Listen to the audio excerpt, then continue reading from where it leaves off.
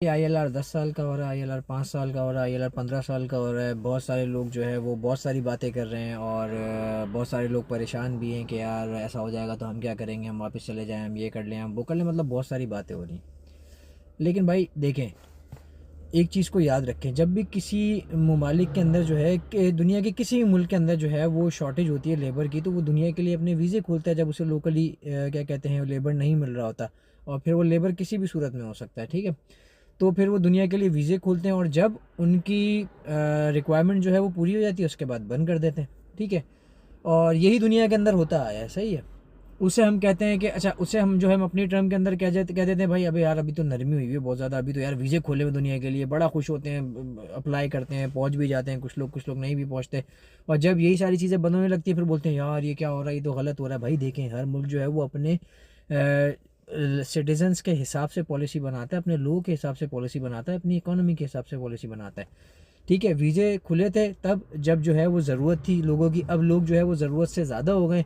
यानी कि जो लोग उस वक्त आए अब उनकी फैमिलीज़ हैं या जो अभी भी आ रहे हैं वो फैमिलीज़ को लेकर आ रहे हैं, क्योंकि हर बंदे की ख्वाहिश होती है कि यार मैं फैमिली के साथ ही जाऊँ, अपने बीवी बच्चों के साथ ही जाऊँ। तो अब वो लोग जो है वो ज़रूरत से ज़्यादा हो गए। तो अब गवर्नमेंट जो है वो, मैं सिर्फ यूके की बात नहीं कर रहा, किसी मुल्क की गवर्नमेंट जो ऐसी सिचुएशन में फिर ये करती है कि भाई उनको रोकना शुरू कर देती है। और तब तक रोकती है जब तक उन्हें जो है वो लगता है कि यार अच्छा अब जो है वो हमें, जब तक उनकी रिक्वायरमेंट जो है वो पूरी रहती है। जब रिक्वायरमेंट फिर क्या कहते हैं कम होने लगती है, यानी कि शॉर्टेज होने लगती है लेबर की, दुनिया फिर आपके लिए वीज़े खोल देती है। तो भाई ये दुनिया के अंदर चलता रहता है। अच्छा, फिर दूसरी चीज़ देखें, हम में से जितने भी लोग हैं वो बाहर इसीलिए आए हैं कि यार चलो कुछ ना कुछ ऐसा करके अपनी फैमिली को अच्छे से सपोर्ट कर सकें और हम यहाँ कमाएं तो हमारी फैमिलीज़ जो हैं वो मतलब अच्छे एटमॉस्फेयर में रहें, जो अपनी फैमिलीज़ के साथ यहाँ पर है। और जो जो फैमिलीज़ के साथ नहीं है यहाँ पे वो ये सोचते हैं कि यार अपने पीछे लोगों को जो है वो सपोर्ट करें, अर्न करके, अच्छा अर्न करके। तो हमें उस चीज़ पे फोकस रखना चाहिए।